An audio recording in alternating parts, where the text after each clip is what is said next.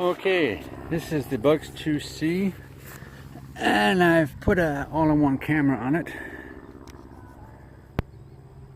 and a little one-cell battery, and there's about a half a charge left on the Bugs battery, and we're gonna hook that up to an Eachine EV800 here.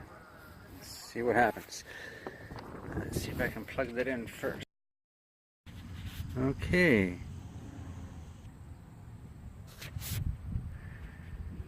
We've got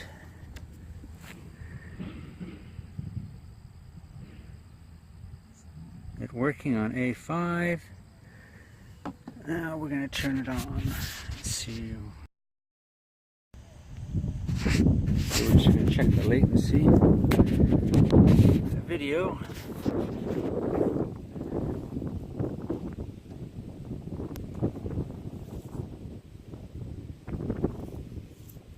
Left, right, not bad.